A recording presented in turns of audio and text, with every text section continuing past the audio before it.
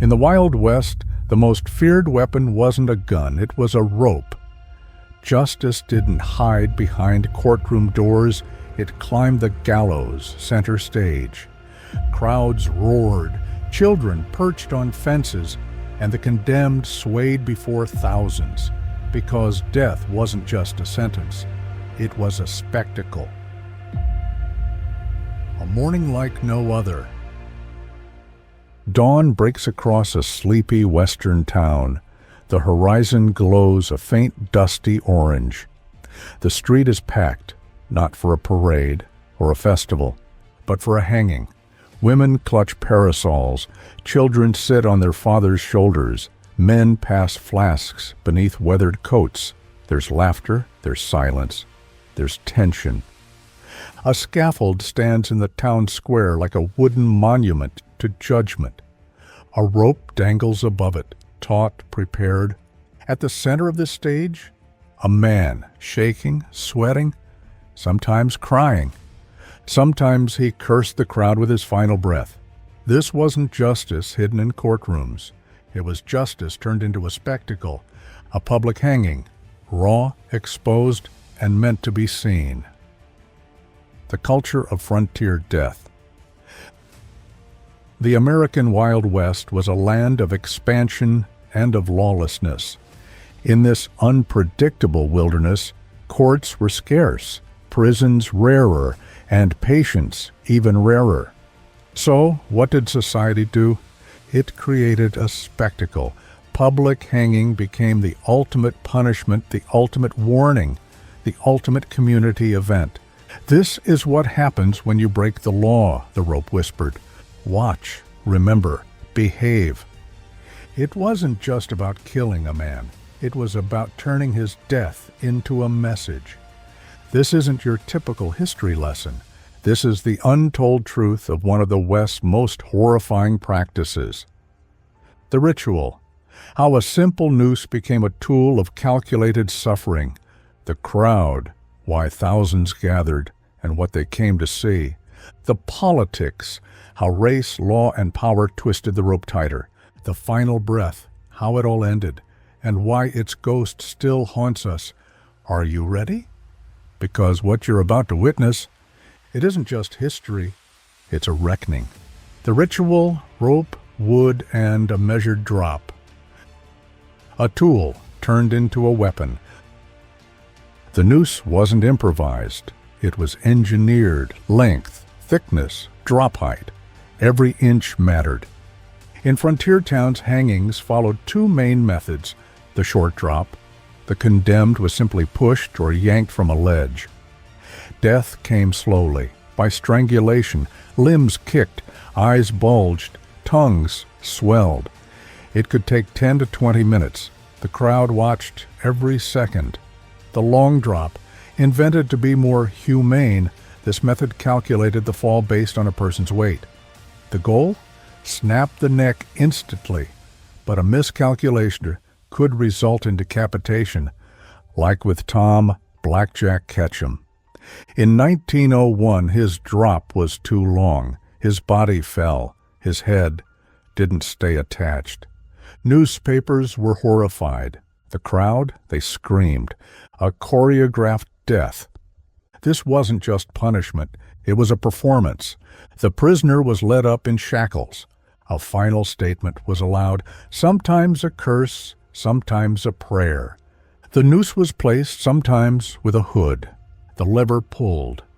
And then, airborne silence. Some flailed, some stood stiff, some died instantly. Others took time. Hangman and human error. Few towns had trained executioners. Often it was the sheriff, or the deputy, or a volunteer from the crowd. When done poorly, it wasn't just cruel, it was a nightmare. One outlaw was strangled for 19 minutes. His boots kicked against the post.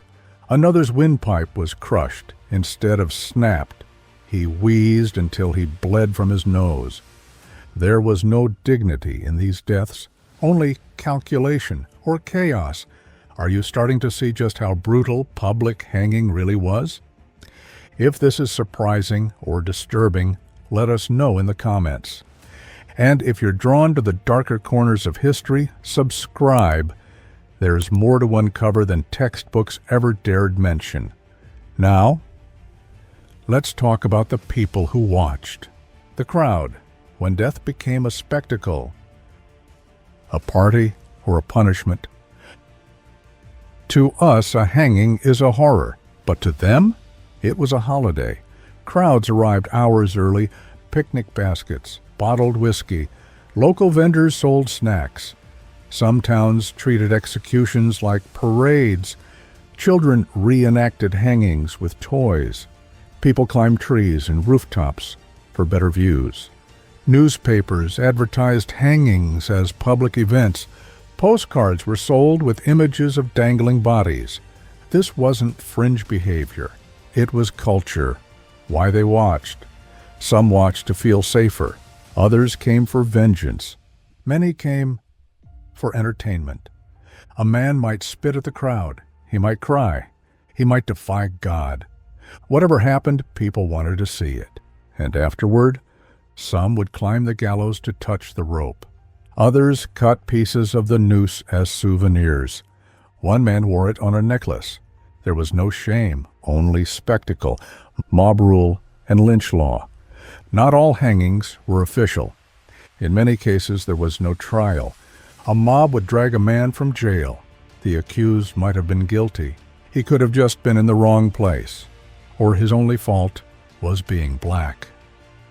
One tree in Texas bore the weight of 17 different bodies in 1 year.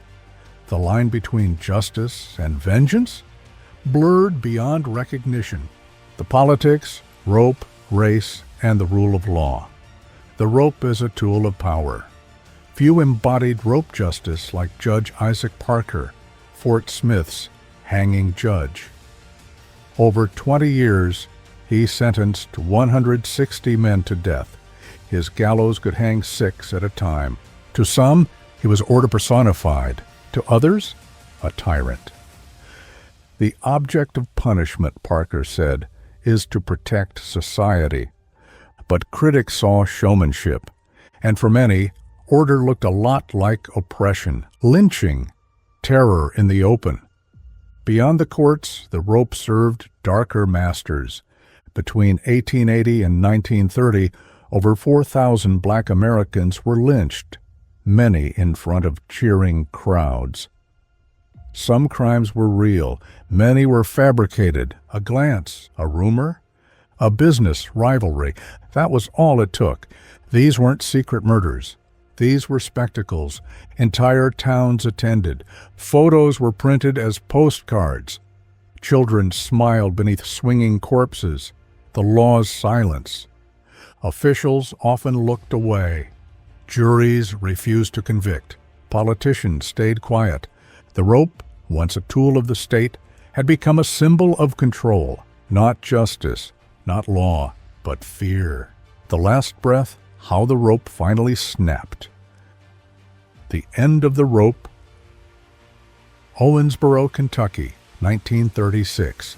The last public hanging in American history. Rainey Bethia, a 26-year-old black man, was sentenced for rape and murder. He asked for a public execution. 20,000 people came. Vendors sold hot dogs. Families brought children.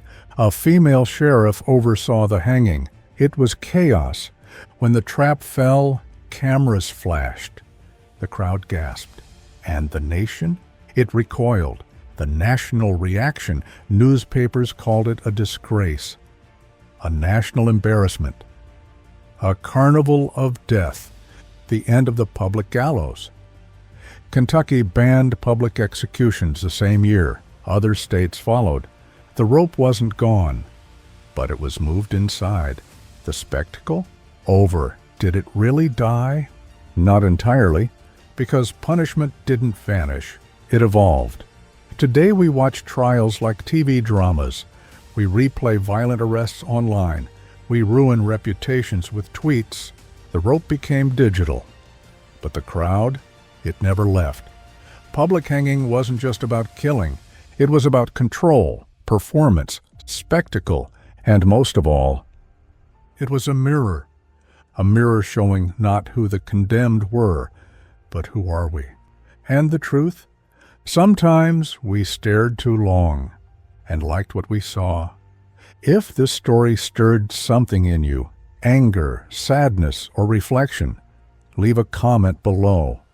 Would you have stood in the crowd or turned your back? Hit like. Subscribe for more untold stories history tried to bury. And share this video because the past doesn't disappear when we ignore it. Thanks for watching. And remember, the noose may be gone, but its legacy still hangs in the air.